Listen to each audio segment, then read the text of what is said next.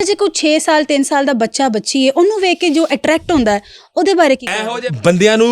ਕੱਟ ਦੇਣਾ ਚਾਹੀਦਾ ਤੇ ਸਰੇਆਮ ਸੰਸਾਰ ਕਰ ਦੇਣਾ ਚਾਹੀਦਾ। ਜਦੋਂ ਅਸੀਂ ਇਹ ਕਵਾਂਗੇ ਨਾ ਕਿ ਅਟਰੈਕਸ਼ਨ ਹੈ, ਮਰਦ ਦੀ ਨੀਡ ਹੈ, ਮਰਦ ਫਿਤਰਤ, ਫਿਰ ਉਹਨੂੰ ਫਿਰ ਉਹ ਕਹਿੰਦਾ ਕਿ ਠੀਕ ਹੈ ਮੇਰੀ ਫਿਤਰਤ। ਮੈਂ ਤੁਹਾਨੂੰ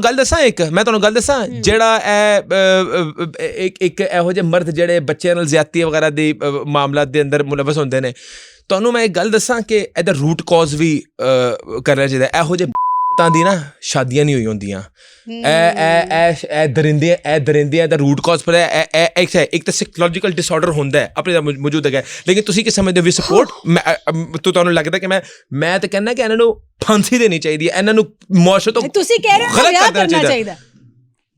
ਮੇਰੀ ਗੱਲ ਜਰਾ ਸੁਣੋ, ਇੱਕ ਬੰਦਾ ਹੈਗਾ 15-18 ਸਾਲ 20 ਸਾਲ ਦੀ ਉਮਰ ਹੈਗੀ ਹੈ, 20 ਸਾਲ ਦੀ ਉਮਰ ਹੈ, ਲੈਟਸ ਸਪੋਜ਼ ਮੈਂ ਇੱਕ ਮਿਸਾਲ ਦੇ ਰਿਹਾ। ਮੈਂ ਇਹ ਗੱਲ ਕਰਦਾ ਉਹਦੇ ਚਿਹਰੇ ਤੇ ਲਿਖਿਆ ਹੋਏਗਾ ਕਿ ਉਹਦੇ ਅੰਦਰ ਇਹ ਦਰਿੰਦਗੀ ਹੈਗੀ ਹੈ, ਚਿਹਰੇ ਤੇ ਨਹੀਂ ਲਿਖਿਆ ਹੋਏਗਾ ਨਾ। ਮੁਆਸ਼ਰੇ ਦੇ ਅੰਦਰ ਅਗਰ ਸਾਨੂੰ ਦੀਨ ਕੀ ਹੁਕਮ ਦਿੰਦਾ ਹੈ ਕਿ ਜਦੋਂ ਬਾਲਗ ਹੋ ਸ਼ਾਦੀ ਕਰਦੇ ਹੋ, ਇਹ ਹੁਕਮ ਦਿੰਦਾ ਦੀਨ ਦਿੰਦਾ, ਬਿਲਕੁਲ ਦਿੰਦਾ। ਅਗਰ ਇੱਕ ਇਨਸਾਨ ਜਦੋਂ ਉਹ ਜਵਾਨ ਹੋ ਰਿਹਾ, ਬਲੂਗਤ 'ਚ ਪਹੁੰਚ ਰਿਹਾ, ਉਹਦੀ ਸ਼ਾਦੀ ਹੋਣਾ ਸ਼ੁਰੂ ਹੋ ਜਾਏ according to the principles Islam, according to the principles of Islam, ਤੁਹਾਨੂੰ ਨਹੀਂ ਲੱਗਦਾ ਕਿ ਮੁਆਸ਼ਰੇ ਦੇ ਅੰਦਰ, ਮੈਂ ਨਹੀਂ ਕਹਿੰਦਾ 100%, ਲੇਕਿਨ 80-90% ਬੁਰਾਈਆਂ ਦਾ ਖਾਤਮਾ ਹੋ ਜਾਏ? ਤੁਹਾਨੂੰ ਨਹੀਂ ਲੱਗਦਾ? ਮਤਲਬ ਜਿਹੜੇ ਯੂਨੀਵਰਸਿਟੀ ਕਾਲਜ ਦੇ ਦਿਲ ਟੁੱਟਣ ਦੇ ਵਾਕਿਆਤ ਹੁੰਦੇ ਨੇ, ਸੁਸਾਈਡ ਦੇ ਵਾਕਿਆਤ ਹੁੰਦੇ ਨੇ, ਤੁਹਾਡਾ ਨੌਜਵਾਨ ਫੋਕਸ ਨਹੀਂ ਹੈਗਾ, ਤੁਹਾਡੀ ਬੱਚੀਆਂ ਫੋਕਸ ਨਹੀਂ ਹੈਗੀਆਂ, ਵਿਆਹਾਂ ਦੇ ਮਸਲੇ ਆ ਰਹੇ ਨੇ, ਲੜਕੇ ਡੇਟਿੰਗ ਕਰਕੇ ਛੱਡ ਦਿੰਦੇ ਨੇ, ਕਾਲਜ ਦਾ ਵਿਆਹ ਹੋ ਜਾਂਦੇ ਨੇ, ਬਿਲਕੁਲ ਠੀਕ ਹੈ। ਲੇਕਿਨ ਫਿਰ ਹੋਰ ਕੋਈ 5-6-7 ਸਾਲ ਬਾਅਦ ਜਦੋਂ ਉਹ ਉਮਰ ਆਉਂਦੀ ਨਾ ਸਹੀ, ਜਦੋਂ ਵਿਆਹ ਕਰਨ ਵਾਲੀ, ਉਦੋਂ ਫਿਰ ਉਹਨੂੰ ਹੁੰਦਾ ਕਿ ਹੁਣ ਇੱਕ ਵਿਆਹ ਹੋਰ ਹੋਣਾ ਚਾਹੀਦਾ। ਤੇ ਫਿਰ ਉਹ ਕੁੜੀ ਦਾ ਕੀ ਕਸੂਰ ਹੈ? ਤੇ ਕੁੜੀ ਦਾ ਕੀ ਕਸੂਰ ਹੈ ਜਿਹਦੀ ਇੰਨੀ ਛੋਟੀ ਉਮਰ 'ਚ ਵਿਆਹ ਹੋ ਗਿਆ, ਬੱਚੇ ਪੈਦਾ ਕਰ ਲਏ, ਬਾਅਦ 'ਚੋਂ ਬੰਦੇ ਦਾ ਇੱਕਦਮ ਦਿਲ ਕਰ ਪਿਆ ਮੈਂ ਵਿਆਹ ਕਰਾਂ, ਉਹਦਾ ਕੀ ਕਸੂਰ? ਤੁਸੀਂ ਪਹਿਲੇ ਆਪਣੇ ਜ਼ਿਹਨੋਂ ਇਹ ਗੱਲ ਕੱਢੋ ਕਿ ਦੂਜੀ ਸ਼ਾਦੀ ਚੀਟਿੰਗ ਹੈਗੀ ਹੈ। Sir, would your wife allow you ever? I don't need her permission. ਇਸਲਾਮ ਦੇ ਮੇਰੇ ਤੇ ਰੂਲ ਹੈਗਾ। ਠੀਕ ਹੈ, ਮਤਲਬ ਕਿ ਤੁਹਾਡੇ ਅਕੋਰਡਿੰਗਲੀ ਕਿ ਬੁੱਢੀ ਨੂੰ ਪੁੱਛੋ ਵੀ ਨਾ ਤੇ ਜਾ ਕੇ ਦੂਜਾ ਵਿਆਹ ਲਿਆ ਕੇ ਕੁੜੀ ਦੇ ਸਿਰ 'ਚ ਮਾਰ ਦੋ ਲਿਆ ਕੇ। ਮੇਰੀ ਗੱਲ ਜ਼ਰਾ ਦੁਬਾਰਾ ਮੇਰਾ ਜਵਾਬ ਸੁਣ ਲਓ ਦੁਬਾਰਾ। if I am in a need एक तो नीड ਜਿਹੜੀ ਹੈ ना, अल्लाह दी कसम, मैं आपको एक मिसाल दे रहा हूँ, आप मेरी बात को आप हर चीज़ को लिटरली सिचुएशन है। जब मैं ये बात करता हूँ ना, मैं तो I am talking in general, I don't have second wife, I have one wife. I am very happy with her. वजह है, हाँ वजह बता देता हूँ। मैं बिजनेसमैन हूँ, मेरी इतनी ज़्यादा अपॉइंटमेंट्स हैं, इतनी ज़्यादा मेरा हेक्टिक शेड्यूल है। मतलब आपकी प्रोड्यूसर मुझसे नाराज़ हो गई थी पिछले इंटरव्यू में। मैं जस्टिफाई नहीं कर सकता ना, मैं एक बेगम को टाइम पूरा नहीं दे पा रहा, मैं दूसरे किथे जाके सर मारा अपना। मेरी गल तुसीं समझ रहे हो? टकरा मारन वाले होए मैं गल कर रहा कि मैं बेगम ਨੂੰ ਇੱਕ ਨੂੰ ਟਾਈਮ ਨਹੀਂ ਦੇ ਰਿਹਾ, ਮੈਂ ਪਹਿਲੇ ਉਹਨੂੰ ਤਾਂ ਰਾਜ਼ੀ ਕਰ ਲਵਾਂ, ਉਹਨੂੰ ਟਾਈਮ ਦੇ ਦੇਵਾਂ। लेकिन सिस्टर, अल्लाह ताला ने दीन, देखें हमारी शादी दीन के मुताबिक होती है ना, हमारी तदफीन भी दीन के मुताबिक होती है, बंदा मरता जनाजा भी दीन के मुताबिक होता है। जब आप पैदा होते हो तो आपके कान में आवाज़ आज़ान दी जाती है, दीन के मुताबिक दी जाती है, मर्द के खतरे किए जाते हैं, दीन के अहकामात वहाँ तक फॉलो किए जाते हैं। अब इसका मतलब है कि हमने हर चीज़ दीन के मुताबिक गुजारनी है, आपने सबमिट कर दी है। शादी के लिए मर्द को 2 गवाहान की ज़रूरत है, औरत के लिए वली की ज़रूरत है। नबी के सल्लल्लाहु अलैहि वसल्लम की हदीस है, ला निकाह इल्ला बिही, वली औरत के लिए वली की ज़रूरत है, मर्द के लिए 2 गवाहान की ज़रूरत है। इस्लाम में, दीन में, कुरान में, हदीस में कहीं ये लिखा कि बेगम की इजाज़त की ज़रूरत है। अगर आपके तवज्जो कोई बंदा मुझे कहे कि बेगम की इजाज़त की ज़रूरत है, मैं अपनी इस्लाह कर लूँगा, ऑन द कैमरा ये बात कर रहा हूँ। आप मुझे एथिकल ना दरस दें। लेकिन मैं दरस नहीं दे रही, मैं उन्हें दस रही कि तुसी अपनी बुढ़ी नाल नहीं जिंदगी गुजारी 10 साल 12 साल, तो मैं अगले 50 साल भी गुजारने तैयार हाँ। नहीं, लेकिन जब विआह करन जाओगे एक दिल च छोटी जी खलश, छोटा दा थॉट भी नहीं आएगा कि यार उन्हें पुछना होना, डिस्कस करना, या उन्हें की महसूस होएगा? ऐस मुआशरे दे अंदर मैं समझदा है कि ऐस मुआशरे दे अंदर आई वुड प्रीच कि एक मर्द, मैं एक मर्दा ਨੂੰ ਇਹ ਨਹੀਂ ਕਹਿ ਰਿਹਾ ਦੂਜੀ ਸ਼ਾਦੀ ਕਰੋ, ਨਹੀਂ ਕਰਨੀ। ਮੈਂ ਬਸ ਕਹਿਣਾ ਹੈ ਕਿ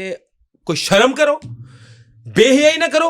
ਚੀਟਿੰਗ ਨਾ ਕਰੋ, ਡੇਟਿੰਗ ਨਾ ਕਰੋ, ਕਿਸੇ ਕੁੜੀ ਦਾ ਘਰ ਬਰਬਾਦ ਨਾ ਕਰੋ, ਕਿਸੇ ਕੁੜੀ ਨੂੰ ਇੱਜ਼ਤ ਦੇਵੋ। ਅਗਰ ਤੁਸੀਂ ਰਿਲੇਸ਼ਨਸ਼ਿਪ 'ਚ ਆਣਾ ਹੀ ਹੈ, ਮੇਰੀ ਗੱਲ ਸੁਣੋ, then there is only one option।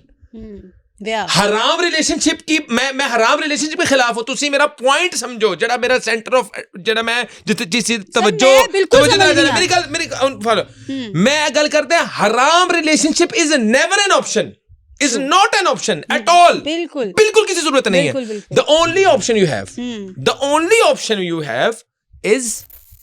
ਸ਼ਾਦੀ ਠੀਕ ਹੈ ਹਾਂ ਤੁਸੀਂ ਆਪਣੇ ਬੰਦਿਆਂ ਨੂੰ ਕੰਟਰੋਲ ਕਰੋ ਕਿ ਉਹ ਕੁੜੀਆਂ ਨਾਲ ਦੋਸਤੀਆਂ ਵੀ ਨਾ ਕਰਨ ਕੰਟਰੋਲ ਦੀ ਲੋੜ ਹੀ ਨਹੀਂ ਹੈ ਸਰ ਇੰਨੀ ਕੁ ਸਾਡੇ ਵਿੱਚ ਟਰਸਟ ਮੈਂ ਤੁਹਾਡੀ ਤੇ ਗੱਲ ਹੀ ਨਹੀਂ ਕਰ ਰਿਹਾ ਮੈਂ ਤੁਹਾਡੀ ਗੱਲ ਨਹੀਂ ਕਰ ਰਿਹਾ ਮੋਸਟਲੀ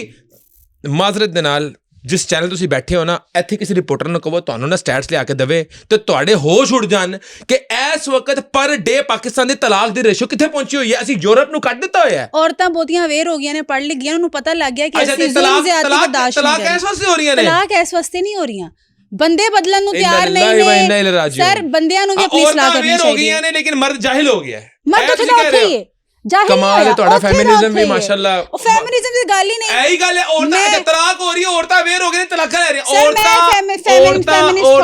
ਮੇਰੇ ਗੱਲ ਸੁਣੋ ਔਰਤਾਂ ਅਵੇਅਰ ਨਹੀਂ ਹੈਗੀਆਂ ਪਤਾ ਕਿਸ ਗੱਲਾਂ ਤੋਂ ਤਲਾਕਾਂ ਹੋ ਰਹੀਆਂ ਨੇ ਤੁਹਾਨੂੰ ਪਤਾ ਵੀ ਹੈਗਾ ਮੈਂ ਕਿੱਥੇ ਕੋ ਮਰਦਾਂ ਨੂੰ ਜਸਟੀਫਾਈ ਨਹੀਂ ਕਰ ਰਿਹਾ ਤੁਹਾਨੂੰ ਇਨਟੋਲਰੈਂਸ ਅਦਮ ਬਰਦਾਸ਼ਤ ਅਵੇਅਰ ਹੋ ਗਈਆਂ ਨੇ ਐਜੂਕੇਟਡ ਹੋ गया ना अदम बर्दाश्त यहाँ तक के एक मर्द का ये कहना भी कि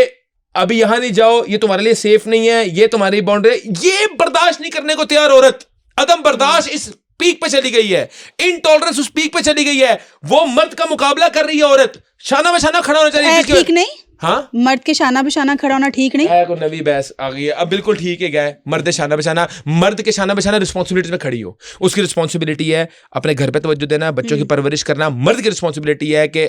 नान नफका पूरा करना कमा के लाना बेगम का ख्याल करना बेगम को प्रोटेक्ट करना बेगम की हेल्थ का ख्याल रखना बेगम की एजुकेशन का ख्याल रखना बेगम की कोई भी नीड है उसको पूरी करना जो जो रिस्पॉन्सिबिलिटी है उसमें हाँ अपनी रिस्पॉन्सिबिलिटीज पूरी करें बांट ले हाँ 50-50 ਅੱਜਕੱਲ ਤੁਹਾਨੂੰ ਵੀ ਮੈਂ ਦੱਸਦਾ ਕਿ ਔਰਤ ਤੇ ਮਰਦ 50-50 ਬਿਲਸ ਵੀ ਕਰ ਰਹੇ ਨੇ ਤੇ ਘਰ ਦੀ ਰਿਸਪੌਂਸਿਬਿਲਿਟੀ ਵੀ ਕਰ ਰਹੇ ਨੇ ਤੁਹਾਨੂੰ ਲੱਗਦਾ ਕਿ ਜ਼ਿਆਦਾ ਬਿਹਤਰ ਆਪਸ਼ਨ ਹੈ ਮਰਦ ਦੇ ਵੀ ਥੋੜੀ ਟਿਪਕਲੀ ਆ ਜਾਣਾ ਘਰ ਦੇ ਤੇ ਚੀਕਾ ਮਾਰਨਾ ਸ਼ੁਰੂ ਕਰ ਦਿੰਦੀ ਹੈ ਕੁੜੀ ਤੇ ਤੁਸੀਂ ਕਹਿ ਰਹੇ ਹੋ ਸ਼ਾਨਾ ਬਸ਼ਾਨਾ ਖੜੀ ਹੋ खुदा ਦੇ ਨਾਲ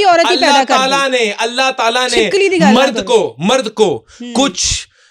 कुछ चीजों में सुपीरियर किए है और इस चीज को एक्सेप्ट करें यही वो माइंडसेट है कि हम मुकाबला करेंगे हम डोमिनेंस मुकाबला नहीं सर है। आप मेरी बात सुने सरबरा मेरी बात सुने पूरी कायनात का निजाम जो चल रहा है ना वो एक डोमिनेंस के ऊपर चल रहा है मेरी बात सुने घर का सरबरा घर का लीडर तस्लीम करना पड़ेगा आपको मर्द को और जब आप उसकी लीडरशिप को उसकी सरबराहत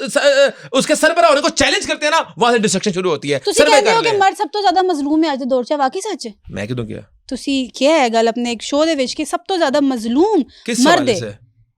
ਇਨ ਜਨਰਲ ਤੁਸੀਂ ਕਿਹਾ ਸੀ ਕਿ ਮਜ਼ਲੂਮ ਹੈ ਉਹਦੇ ਉੱਤੇ ਫਲਾਣੀ ਰਿਸਪੌਂਸਿਬਿਲਿਟੀ ਉਹ ਇੰਜ ਕਰਦਾ ਹੈ ਨਹੀਂ ਹੈ ਤੇ ਕਿਉਂ ਹੈ ਤੁਹਾਨੂੰ ਲੱਗਦਾ ਕਿ ਉਹਨੇ ਆਪਣੇ ਸਿਰ ਤੇ ਆਪ ਪਾਈ ਹੋਈ ਹੈ ਇਹ ਰਿਸਪੌਂਸਿਬਿਲਿਟੀ ਹਮ ਇਸਲਾਮ ਅਗਰ ਉਹ ਆਪਣੀ ਘਰ ਦੀਆਂ ਭੈਣਾਂ ਨੂੰ ਇੱਕ ਬੰਦਾ 5 ਭੈਣਾਂ ਦਾ ਵਿਆਹ ਕਰਦਾ ਇੱਕ ਬੰਦਾ ਤੇ ਉਹ ਆਪਣੀ ਭੈਣਾਂ ਨੂੰ ਜੇ ਪੜ੍ਹਾਏ ਉਹ ਵੀ ਕਮਾਨ ਸਾਰਾ ਕੁਝ ਰਲ ਕੇ ਸਿਸਟਮ ਚਲਾਉਣ ਤਾਂ ਲੱਗਦਾ ਕਿ ਉਹਦੀ ਵੀ ਵਿਚਾਰੇ ਦੀ ਰਿਸਪੌਂਸਿਬਿਲਿਟੀਆਂ ਹਰ ਚੀਜ਼ ਕਰੇ ਲੇਕਿਨ ਮਰਦ ਦੀ ਹਾਕਮੀਅਤ ਨੂੰ ਚੈਲੰਜ ਨਾ ਕਰੇ ਹਾਕਮੀਅਤ ਨੂੰ ਕੋਈ ਚੈਲੰਜ ਨਹੀਂ ਕਰਦਾ ਆਪਣੇ ਰਾਈਟਸ ਮੰਗਦੇ ਨੇ ਅਸੀਂ ਫਿਰ ਤੇ ਦੋ ਹੱਕਮ ਹੋ ਗਏ ਨਾ ਘਰ ਦੇ ਆਪਣੇ ਰਾਈਟਸ ਮੰਗਦੀਆਂ ਨੇ ਔਰਤਾਂ ਕਿਹੜਾ ਰਾਈਟਸ ਨੇ ਟੂ ਸਟੱਡੀ ਟੂ ਵਰਕ बिल्कुल करे to get job to get promotion मैं तो कहता हूँ मर्द की रिस्पॉन्सिबिलिटी है उसको एजुकेट करना और हम तो इस चीज के हक में है कि लड़की को काबिल होना चाहिए एजुकेटेड होना चाहिए और मर्द ਨੂੰ ਹਰ ਵਕਤ ਸਾਡਾ ਪ੍ਰੋਟੈਕਟਰ ਹੋਣ ਦੀ ਵੀ ਲੋੜ ਨਹੀਂ ਹੈ ਜੋ ਸਮਝਦਾ ਹੈ ਕਿ ਅਸੀਂ ਹਰ ਵਕਤ ਪ੍ਰੋਟੈਕਟਰ ਹਾਂ ਔਰਤ ਦੇ ਐਸਾ ਵੀ ਨਹੀਂ ਹੈ ਕੌਣ ਹੈ ਤੁਹਾਡਾ ਪ੍ਰੋਟੈਕਟਰ ਸਰ ਅਸੀਂ ਆਪ ਵੀ ਪ੍ਰੋਟੈਕਟ ਅਸੀਂ ਜੋ ਰਾਤ ਨੂੰ ਬਾਹਰ ਜਾਂਦੇ ਨਾ ਅਸੀਂ ਜਿੰਨਾਂ ਤੋਂ ਨਹੀਂ ਡਰਦੇ ਅਸੀਂ ਬੰਦਿਆਂ ਤੋਂ ਹੀ ਡਰਨੇ ਆ ਤੇ ਬੰਦਿਆਂ ਤੋਂ ਕਿੰਨੇ ਬਚਾਣਾ ਕਿਹਦਾ ਹੁਕਮ ਤੁਹਾਡੇ ਪਰ ਪ੍ਰੋਟੈਕਸ਼ਨ ਹੈ ਤੇ ਨਹੀਂ ਹੈਗਾ ਤੁਹਾਡੇ ਨਾਲ ਪਿਸਤੌਲਾਂ ਲੈ ਕੇ ਖੜਾ ਹੋਏਗਾ ਪ੍ਰੋਟੈਕਸ਼ਨ ਦਾ ਮਤਲਬ ਪਤਾ ਕੀ ਹੈ ਮੇਰੀ ਭੈਣ ਪ੍ਰੋਟੈਕਸ਼ਨ ਦਾ ਮਤਲਬ ਹੈਗਾ ਤੁਹਾਨੂੰ ਕਹਿਣਾ ਕਿ ਤੁਹਾਡੇ ਲਿਬਾਸ ਦਾ ਖਿਆਲ ਰੱਖਣਾ ਤੁਹਾਡੇ ਅਟਾਇਰ ਦਾ ਖਿਆਲ ਰੱਖਣਾ ਤੁਹਾਡੇ ਉੱਤੇ ਕਰਫਿਊ ਨਾਫਿਜ਼ ਕਰਨਾ ਕਿ 10 ਵਜੇ के बाद घर से बाहर ना जाओ बाहर दरिंदे घूम रहे हैं और दरिंदे भी बंदे ही ने हाँ अच्छा बंदे ने तो ਉਹਨਾਂ ਕੋਲ ਬਚਾ ਰਹੇ ਨਾ ਮਰਦ ਤੁਸੀਂ ਫਿਰ ਰਿਬੈਲ ਅਗਰ ਕਰ ਦੋਗੇ ਕਿ ਤੂੰ ਕੌਣ ਹੁੰਦਾ ਮੈਨੂੰ ਕਰਨ ਵਾਲਾ ਤੂੰ ਕੌਣ ਹੁੰਦਾ ਉਹ ਬੰਦਾ ਜਿਹੜਾ ਆਪ ਬਹੁਤਾ ਦਰਿੰਦਾ ਹੁੰਦਾ ਨਾ ਕਾਰ ਹੁੰਦੀ ਹੈ ਮੇਰੀ ਗੱਲ ਸੁਣੋ ਤੁਸੀਂ ਜਦੋਂ ਮਰਦ ਦੀ ਹਾਕਮੀਅਤ ਨੂੰ ਚੈਲੰਜ ਕਰਦੇ ਹੋ ਮਰਦ ਦੀ ਤੁਸੀਂ ਲੀਡਰਸ਼ਿਪ ਨੂੰ ਚੈਲੰਜ ਕਰਦੇ ਹੋ ਘਰ ਦੇ ਅੰਦਰ ਉਥੋਂ ਕਾਰ ਟੁੱਟਦਾ ਹੈ ਉੱਥੇ ਫੈਮਿਲੀ ਨਿਜ਼ਾਮ ਪੂਰਾ ਚੈਲੰਜ ਹੁੰਦਾ ਹੈ ਕਿਉਂਕਿ ਮਰਦ ਦੀ ਈਗੋ ਹਰਟ ਹੁੰਦੀ ਹੈ ਮਰਦ ਦੀ ਈਗੋ ਹਰਟ ਹੁੰਦੀ ਹੈ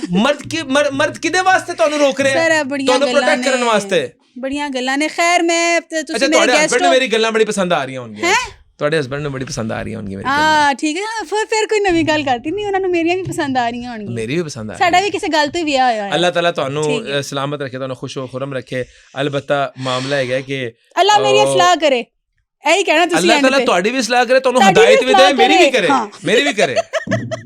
ਖੈਰ ਕੋਈ ਵੀ ਕਹਾ ਸੁਣੀ ਮਾਫ ਸਰ, ਸ਼ੋਅ ਦਾ ਤੁਸੀਂ ਵੀ, ਤੁਹਾਡੀ ਵੀ ਫਲੈਟ ਹੈ, ਤੁਸੀਂ ਇਸਲਾਮਾਬਾਦ ਤੁਹਾਡਾ ਸ਼ੋਅ ਹਿੱਟ ਹੋ ਗਿਆ ਲੇਕਿਨ ਹੈ ਤੁਹਾਡਾ ਸ਼ੋਅ ਹਿੱਟ ਹੋ ਗਿਆ ਸਰ। ਉਹ ਤੇ ਮੈਂ ਜ਼ਰਾ ਆਪਣੀ ਭੈਣਾਂ ਵਾਸਤੇ ਦੇ ਵੱਲੋਂ ਕੋਈ ਗੱਲ ਕੀਤੀ, ਹਾਲਾਂਕਿ ਕਾਫੀ ਭੈਣਾਂ ਨੇ ਮੇਰੇ ਅਗੇਂਸਟ ਵੀ ਹੋ ਜਾਣਾ, ਲੇਕਿਨ ਸਮਝੋ ਤੁਹਾਡੇ ਹੀ ਹੱਕ ਦੀਆਂ ਗੱਲਾਂ ਨੇ। ਮੇਰੀ ਬਹਿਨੋ ਇਹਨਾਂ ਦੀ ਗੱਲ ਬਿਲਕੁਲ ਨਾ ਮੰਨਣਾ, ਵੱਲਾ ਤੁਹਾਨੂੰ ਗੁੰਮਰਾਹੀ ਦੇ ਰਾਸਤੇ 'ਚ ਪਾ ਕੇ ਇਹਨਾਂ ਤੁਹਾਡਾ ਘਰ ਤੋੜਵਾ ਦੇਣਾ।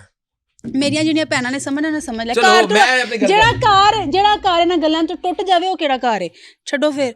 ਖੈਰ ਹੋਰ ਮੇਰੀ ਗੱਲ ਸੁਣੋ, ਧਿਆਨ ਨਾਲ ਤੁਸੀਂ ਜਾਓ ਇਸਲਾਮਾਬਾਦ, ਪਹਾੜ ਇੰਜੋਏ ਕਰੋ ਤੇ ਨਜ਼ਰਾਂ ਤੁਸੀਂ ਇੱਧਰ ਉੱਧਰ ਨਹੀਂ ਵੇਖਣਾ, ਤੁਹਾਡੇ ਤੋਂ ਮੈਨੂੰ ਬੜਾ ਡਰ ਹੈ, ਠੀਕ ਹੈ ਨਾ। ਅੱਲਾ ਦੇ ਫਜ਼ਲੋ ਕਰਮ ਨਾਲ ਅਸੀਂ ਅਲਹਮਦੁਲਿਲਾ ਅੱਲਾ ਦੇ ਫਜ਼ਲੋ ਕਰਮ ਨਾਲ ਦੁਆ ਕਰਨ ਵਾਲੇ ਹਾਂ, ਅੱਲਾਹ ਤਾਲਾ ਸਾਨੂੰ ਕੋਈ ਵੀ ਹਰਾਮ ਕੰਮ ਕਰਨ ਦੀ ਤੌਫੀਕ ਇਨਾਤਾ ਕਰੇ। ਅਸੀਂ ਇਹ ਦੁਆ ਕਰਨੇ ਅੱਲਾਹ ਤਾਲਾ ਸਾਡੀ ਨਜ਼ਰਾਂ ਦੀ ਹਿਫਾਜ਼ਤ ਕਰੇ, ਸਾਡੀ ਹਯਾ ਦੀ ਹਿਫਾਜ਼ਤ ਕਰੇ, ਸਾਡੇ ਈਮਾਨ ਦੀ ਹਿਫਾਜ਼ਤ ਕਰੇ। ਆਮੀਨ।